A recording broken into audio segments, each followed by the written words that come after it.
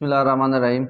Assalamu alaikum all PMS qualifiers or all Tahsilars qualifier that have to appear in the interview and all CSS aspirants. My name is Kamrul Islam. I am the qualifier of PMS and Tahsilar as well. I have to appear in the Tahsilar's interview which is scheduled in July.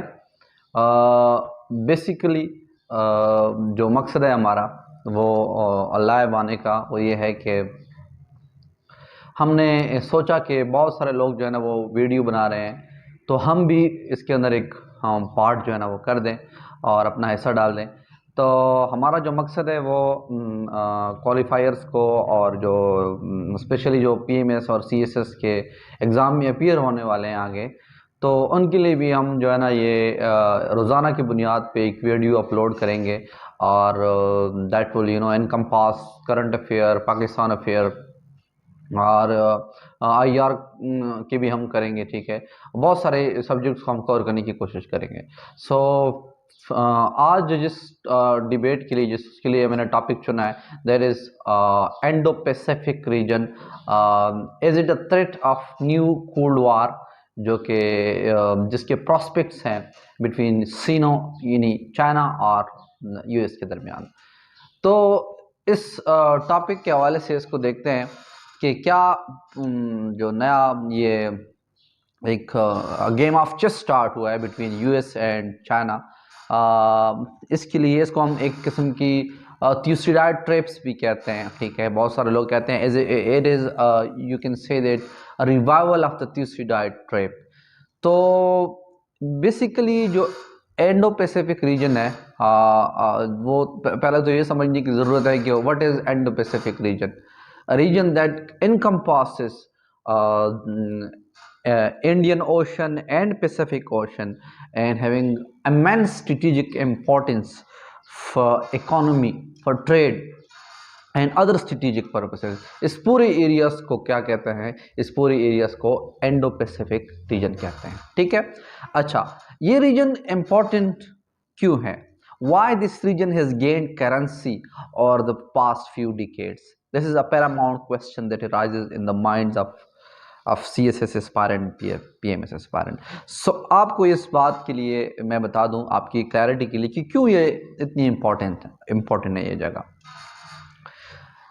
दुनिया का 64% जो GDP है वो इन Indo Pacific reason के अंदर जो है ना ये इसको कवर करती है। यानी पूरा का पूरा जो ट्रेड है, यानी दुनिया की 64% जीडीपी जो है वो इस एरिया के अंदर जो है से हासिल होती है। दुनिया का 62% पॉपुलेशन यहाँ पे मौजूद है। 7 लार्जेस्ट आर्मीज ऑफ द वर्ल्ड जो है ना वो जो कंट्रीज है यहाँ पे ये इतनी साथ लिंक है। 38 कंट्रीज इन इस रीजन को जो है ना ये रीजन इसको कवर करती है। एंड 50% ऑफ द वर्ल्ड जो आपके पास ट्रेड है that traverse through this region. 50% of जो ओशन के अंदर ट्रेड है वो इस जगह से होके जाता है। ठीक है, तो ये इस रीजन की इंपॉर्टेंस है। आप देख लें कि owing to the changing dynamics of the world politics from geo strategic to geo economic, दुनिया तब्दील हो रही है। जियो स्ट्रेटेजिक से दुनिया जा रही है जियो इकोनॉमिक की तरफ, which is Indeed the latest definition of the security. यानी जियो इकोनॉमिक, अगर आपकी इकोनॉमी मजबूत है तो फिर आप हर तरीके से सेफ हैं और आप जो है ना दुनिया के अंदर मुकाबला कर सकते हैं। ठीक है, तो ये जो इंडो पैसिफिक रीजन है basically, why it is gain currency and why most of the policy makers, academician and all other जो वो हैं, ठीक है, वो why they are discussing this region? Because the changing dynamics of the world politics from geostrategic to geo-economic। और मैंने आपको बता दिया कि ये geo-economic की वजह से जो इम्पोर्टेंस है वो पूरा का पूरा मैंने आपको कैसा सुना दिया है कि इस वजह से ये जगह जो है बहुत ज़्यादा इम्पोर्टेंट है।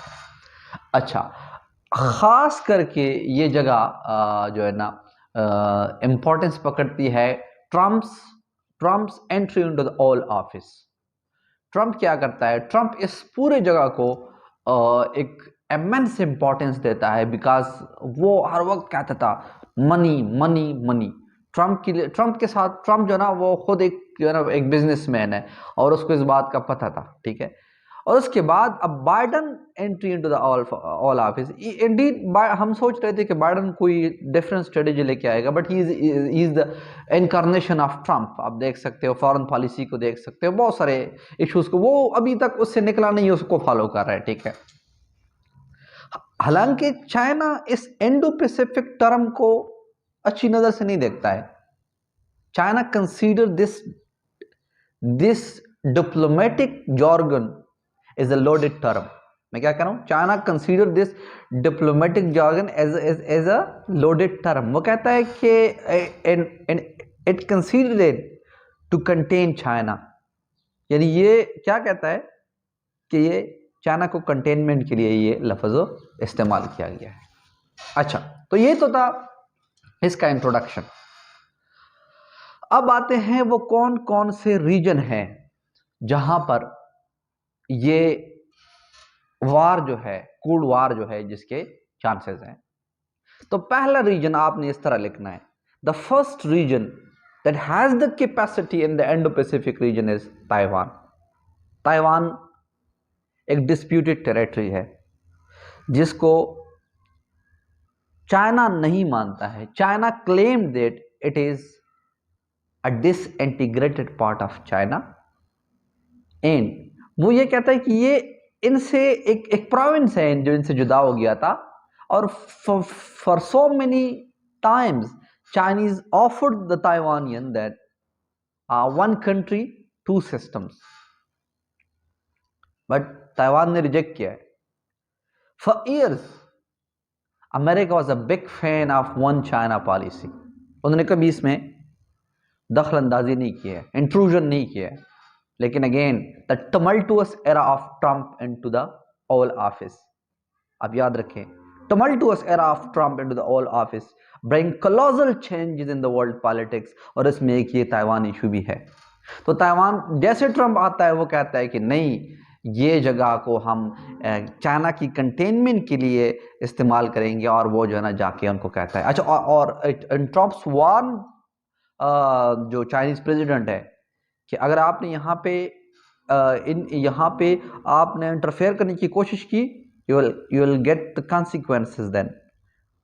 तो ये वो रीजन है जहां पे एक कोल्ड वार का वो हो सकता है। और अभी जो एनिवर्सरी हुई है चाइनीज रिवॉल्यूशन की, 1911 के बाद जो रिवॉल्यूशन है, उसमें उसके जो प्रेसिडेंट है उन्होंने lucidly declare that the holistic process of reunification will be completed and will definitely be completed। ये उनके अल्फाज है। तो आप समझ लें कि ये हालात कहां तक जा रहे हैं।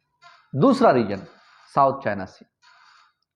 South China Sea 3.5 million kilometre square की एक समुद्री एरिया है, जो कि दूसरा मेजर हर्डल है इंडो पैसिफिक जो पॉलिटिक्स है, इसमें दूसरा मेजर रोल अदा कर सकता है to plunge both the big wigs into the cold war era. तो ये जो साउथ चाइना सी है बेसिकली, इसमें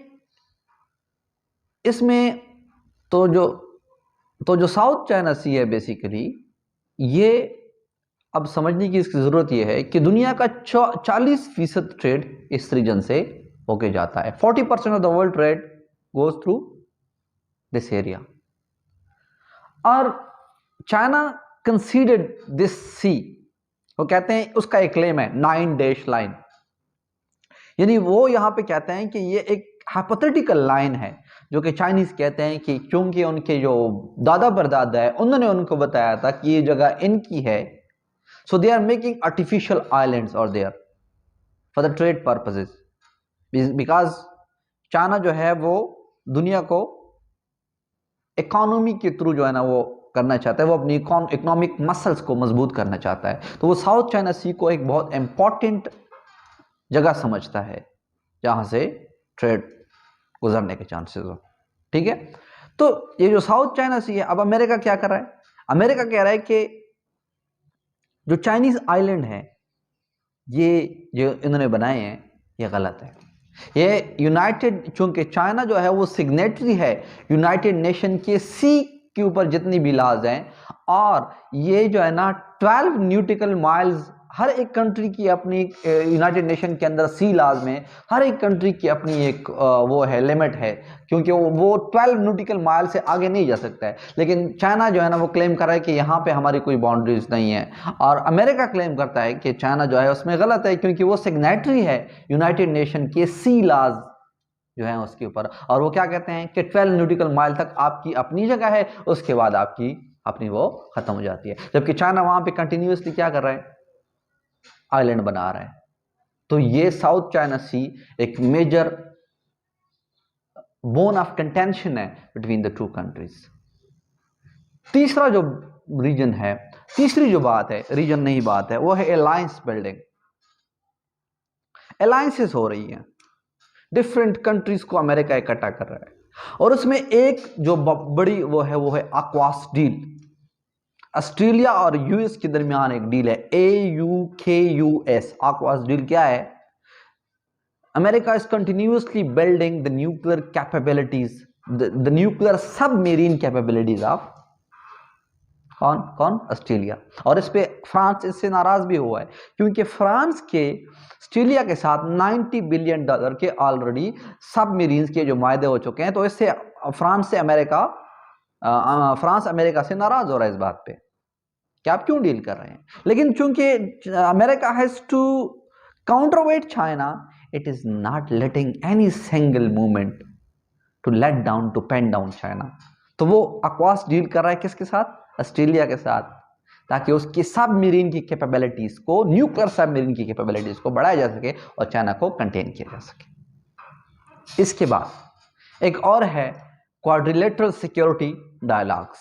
ये भी अलायंस बिल्डिंग का एक हिस्सा है।